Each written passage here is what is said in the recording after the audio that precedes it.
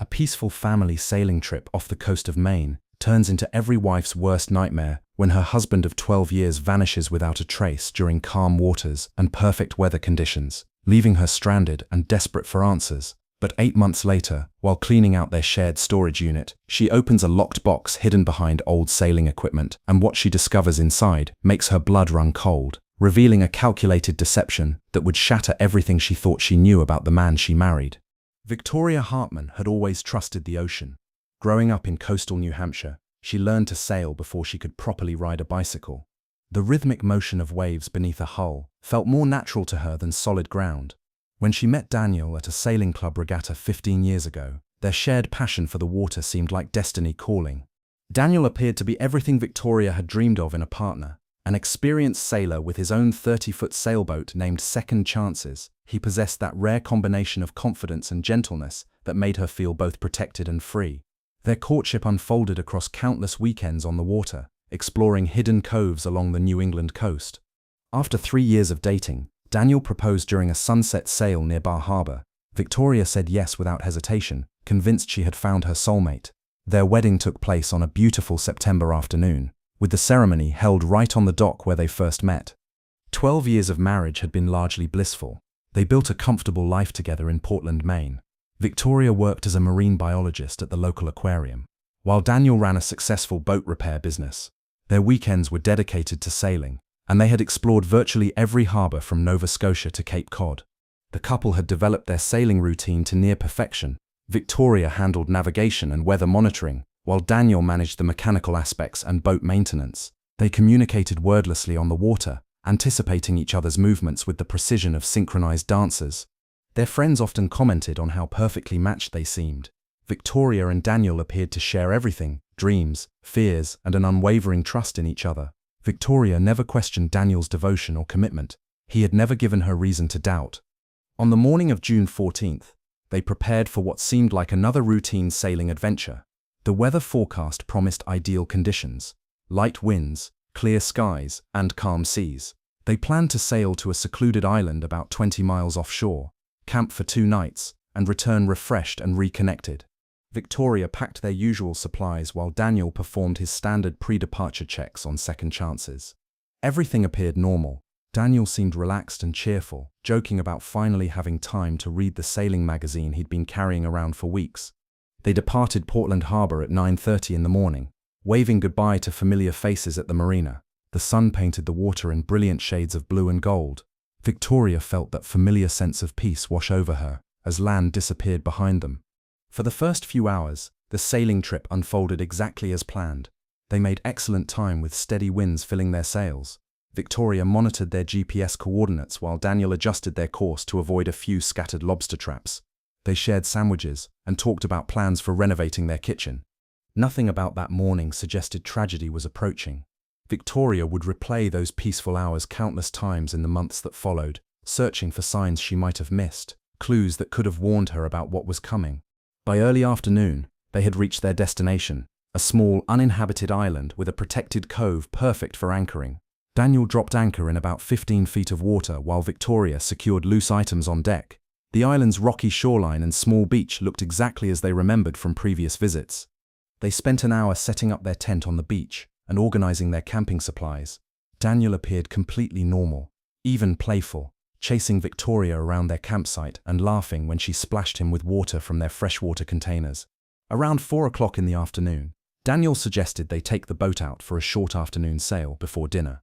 Victoria agreed enthusiastically. The weather remained perfect, and she loved sailing in the golden afternoon light. They broke camp temporarily and prepared Second Chances for departure. The afternoon sail began wonderfully. They explored the far side of the island, admiring the dramatic cliffs and watching seabirds dive for fish. Victoria felt completely content, grateful for this time alone with her husband away from work pressures and daily responsibilities. At approximately 5:45, Daniel announced he needed to check something in the engine compartment below deck. This was not unusual. Daniel frequently monitored various boat systems during their trips. Victoria remained at the helm, maintaining their gentle course parallel to the island's shoreline. Minutes passed. Victoria called down to Daniel, asking if everything was working properly. She received no response. Assuming he could not hear her over the engine noise, she called louder. Still no answer. Growing concerned, Victoria engaged the autopilot and went below to check on Daniel. The engine compartment was empty. She searched the entire cabin area, calling his name repeatedly. Daniel was nowhere to be found. Panic struck immediately. Victoria rushed back on deck, scanning the water in all directions. She could see no sign of Daniel anywhere. The boat had been traveling at about 6 knots. If he had somehow fallen overboard, he should still be visible somewhere behind them. Victoria immediately turned the boat around and began retracing their exact path. She reduced speed and searched methodically, calling Daniel's name until her voice became hoarse. The water remained frustratingly empty. Fighting back tears, Victoria activated their emergency radio and contacted the Coast Guard. She provided their exact coordinates and explained the situation with as much clarity as she could manage while her world was collapsing around her. Coast Guard Station, Southwest Harbor. This is sailing vessel Second Chances. I have a man overboard emergency. My husband has disappeared from our boat. I need immediate assistance. The Coast Guard response was swift and professional.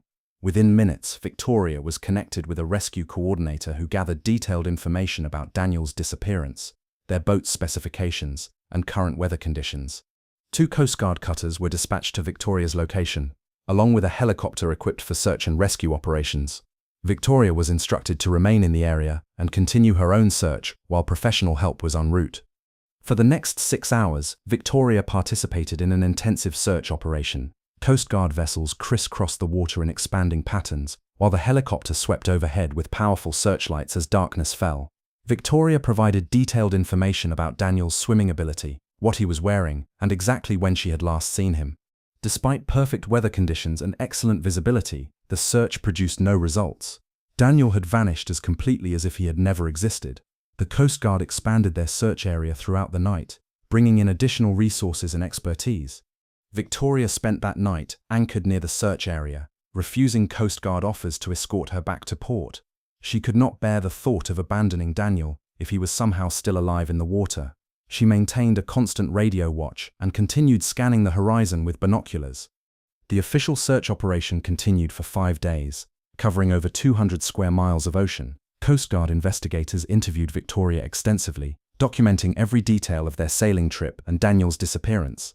She answered their questions with complete honesty, desperate for any insight that might help locate her husband. Investigators developed several theories about what might have happened to Daniel. The most likely explanation seemed to be an accidental fall overboard, possibly while leaning over the side to check something or while moving around the deck. Even experienced sailors occasionally lost their footing, particularly when boats encountered unexpected waves or wind shifts. However, several aspects of Daniel's disappearance puzzled the investigators. The weather conditions had been exceptionally calm, making an accidental fall less likely. Daniel was an expert swimmer who had completed several ocean swimming competitions. The water temperature was comfortable and visibility was excellent, conditions that should have allowed him to survive until rescue arrived. Another theory suggested Daniel might have suffered a medical emergency that caused him to fall unconscious and slip overboard. Victoria confirmed that Daniel had no known health problems, but investigators noted that sudden cardiac events could affect anyone without warning. Search teams also considered the possibility that Daniel had been attacked by marine life. While shark attacks were extremely rare in Maine waters, they could not be completely ruled out. However, an attack would likely have produced some evidence, blood, torn clothing, or other signs of struggle. Victoria found herself answering the same questions repeatedly as different investigators and agencies became involved. She described Daniel's mood and behavior in the hours before his disappearance, their relationship dynamics, and any potential stresses in their lives. The questioning felt invasive, but Victoria cooperated fully, understanding that investigators needed complete information. Local media picked up the news about Daniel's disappearance, running headlines about the mysterious vanishing of a local businessman during a routine sailing trip. Victoria's photograph appeared in newspapers, alongside images of second chances and descriptions of the search efforts. The attention brought both support and additional scrutiny. Friends and neighbors rallied around Victoria, providing meals, emotional support, and help managing practical matters while she focused on the search. However, some people began speculating about what might have really happened, questioning whether Victoria was telling the complete truth about the circumstances. Victoria struggled with these implied accusations. She had lost her husband and best friend, and now found herself defending her own credibility and character. The stress was overwhelming. compounded by her desperate hope that Daniel might still be found alive. After a week of intensive searching, the Coast Guard officially suspended active rescue operations. They explained to Victoria that survival in the water beyond that time frame was virtually impossible, even under ideal conditions. The case was transferred to state police investigators as a missing person investigation. The weeks following the suspended search were the darkest period of Victoria's life. She found herself unable to accept that Daniel was truly gone. Every phone ring sparked hope that someone had found him. She monitored marine radio channels obsessively, convinced she might hear news about a survivor being discovered. Friends and family members tried to provide comfort, but their well-meaning attempts often felt hollow. People who had never experienced such a loss offered platitudes about moving forward and finding closure that revealed their complete inability to understand her situation. Victoria took leave from her job at the aquarium, unable to concentrate on her research while Daniel remained missing. She spent her days walking the shores near their home, scanning the horizon and hoping against logic that she might spot a familiar figure waving from a distant boat. The practical aspects of Daniel's disappearance created additional stress. Since no body had been recovered, Victoria could not obtain a death certificate. This bureaucratic reality complicated everything from insurance claims to accessing joint bank accounts. She found herself trapped in legal limbo, unable to properly mourn or move forward. Daniel's boat repair business required immediate attention. Victoria knew nothing about running the operation, but she could not bear the thought of simply closing it down. With help from Daniel's employees, she managed to keep the business operating while searching for a buyer who would maintain the jobs Daniel had created. 3 months after Daniel's disappearance, Victoria made the painful decision to return to work. Her colleagues at the aquarium were supportive, allowing her flexible scheduling and reduced responsibilities while she adjusted to her new reality. The routine provided some structure, but she often found herself staring out at the ocean during breaks, wondering where Daniel was. Victoria's sleep became irregular and troubled. She experienced recurring dreams where Daniel would appear, trying to tell her something important that she could never quite understand. She would wake feeling frustrated and more convinced than ever that she was missing some crucial piece of information about his disappearance. 6 months after the sailing trip, Victoria finally accepted that Daniel was not coming home. She began the lengthy legal process of having him declared dead, a bureaucratic procedure that felt like a betrayal of their love but was necessary for practical reasons. Victoria started attending a support group for people who had lost spouses in maritime accidents. The other members understood her unique situation in ways her other friends could not. However, she noticed that most of the other participants had eventually recovered bodies or at least found some explanation for their losses. Her lack of closure felt different and more difficult. 8 months after Daniel's disappearance, Victoria decided to tackle a task she had been avoiding, cleaning out the storage unit she and Daniel had rented near the marina. The unit contained extra sailing equipment, seasonal decorations, and various items they had accumulated over the years but rarely used. Victoria approached the storage unit with mixed emotions. Part of her looked forward to sorting through memories of happier times with Daniel. Another part dreaded confronting physical reminders of the life they had shared and lost. The storage area was exactly as they had left it months earlier. Daniel's extra sailing gear hung neatly on hooks along one wall. Boxes of holiday decorations were stacked in careful rows. Everything reflected Daniel's methodical personality and attention to detail. Victoria began by sorting items into categories: things to keep, things to donate, and things to discard. The process was emotionally exhausting, but also somewhat therapeutic. Handling objects that Daniel had touched made her feel connected to him again. While moving boxes of old sailing magazines, Victoria discovered something unexpected tucked behind a large container of life jackets. A metal lockbox she had never seen before was hidden in the back corner of the storage unit, partially concealed by a canvas boat cover. The lockbox was small but heavy, about the size of a laptop computer. It had a digital combination lock that Victoria did not recognize. She could not recall Daniel ever mentioning this box or seeing him place it in storage. Victoria's first assumption was that the box contained important documents or perhaps valuable items that Daniel had stored for safekeeping. She tried several number combinations that might be significant to Daniel: their anniversary date, his birthday, their boat's registration number. After 20 minutes of unsuccessful attempts, Victoria tried their wedding date, 09182011. The lock clicked open immediately. Victoria lifted the lid, expecting to find insurance papers or maybe some valuable electronics Daniel had been storing. Instead, she found contents that made no sense in the context of her husband's disappearance. The box contained a new passport in Daniel's name with a recent photograph she had never seen. The passport showed an issue date just 3 weeks before their fatal sailing trip. Beneath the passport was a thick envelope containing $5,000 in cash, all in small bills.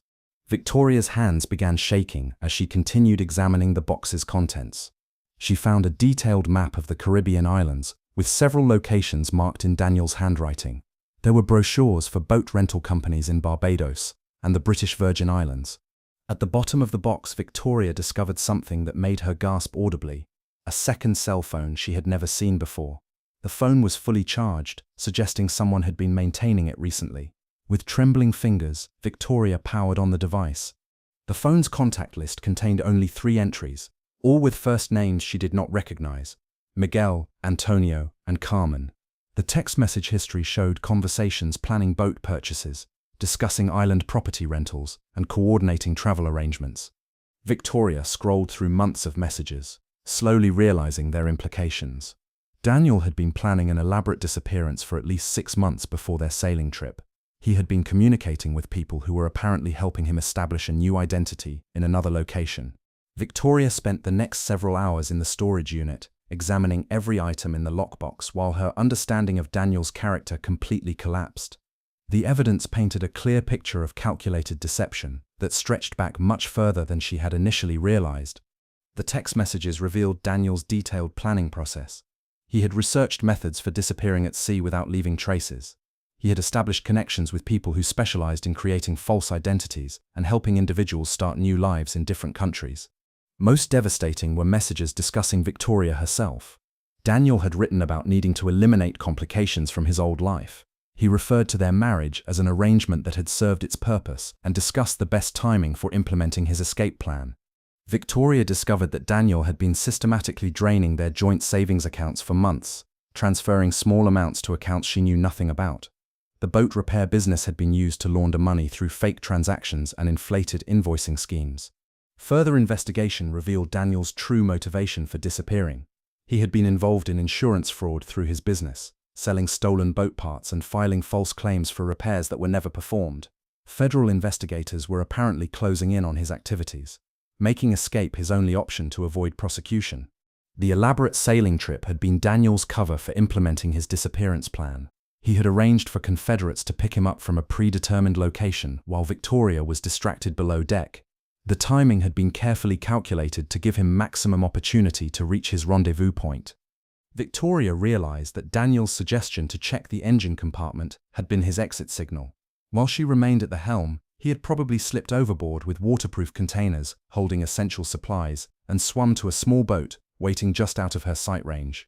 The cruelest aspect of Daniel's plan was how thoroughly he had manipulated Victoria's love and trust. He had exploited her sailing expertise to provide credible cover for his crime, knowing she would be devastated by his apparent death and would cooperate fully with investigators.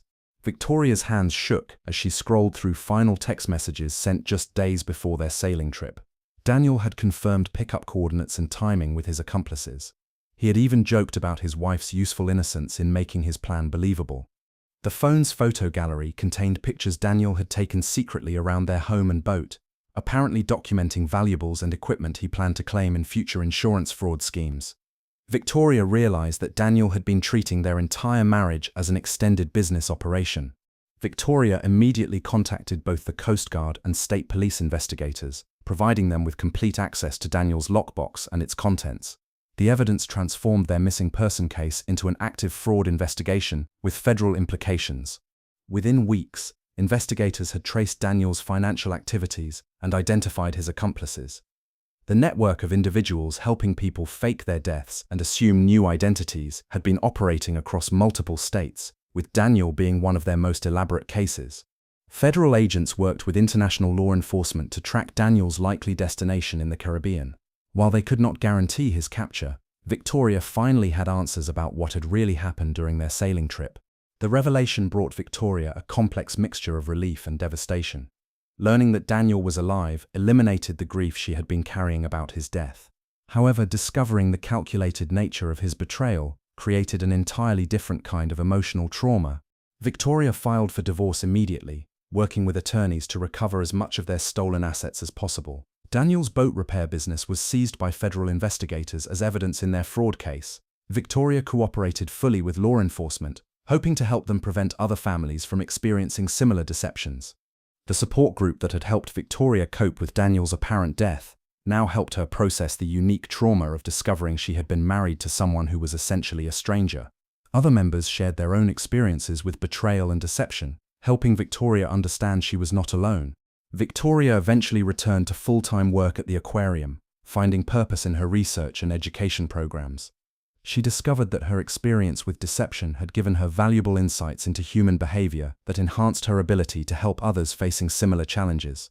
2 years later, Victoria received notification that Daniel had been arrested in Barbados on federal fraud charges. He was extradited to face prosecution in the United States, where he eventually pleaded guilty to multiple felonies, including insurance fraud, identity theft, and filing false police reports. During his sentencing hearing, Victoria chose to attend and provide a victim impact statement. She spoke about the emotional trauma his actions had caused, but also about the strength she had discovered in rebuilding her life, based on truth rather than deception. Victoria never married again, but she found fulfillment in her work and in helping other victims of fraud navigate their recovery processes. She became an advocate for stronger regulations in the marine insurance industry and testified before congressional committees about the need for better fraud detection systems. Her experience taught Victoria that trust must be earned through consistent actions over time, not just promised through words. She learned to value relationships built on transparency and mutual respect rather than the illusion of perfect compatibility she had shared with Daniel. If you found this account compelling, consider subscribing to True Crime Seat for more fascinating investigations into real cases that reveal important truths about human nature and the justice system. Remember that the people we think we know best sometimes harbor the deepest secrets, and staying vigilant about protecting yourself emotionally and financially is not paranoia, it is wisdom born from understanding that deception can wear the most trusted faces.